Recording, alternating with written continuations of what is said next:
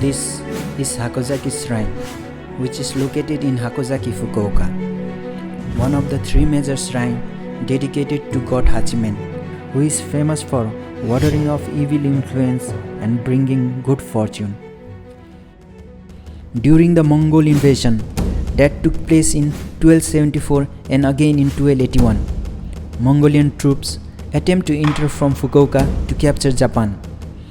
But the biggest typhoon, known as kamikaze, which is translated as divine wind, completely blocked the troops on the both occasions.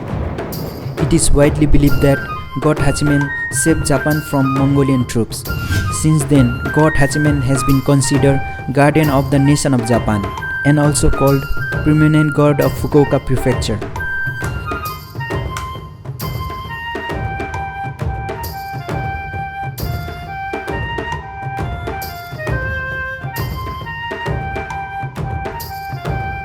Some people also believe that on the day, strange soldiers all dressed in white appeared at the Hakozaki shrine and fought back with the Mongolian troops.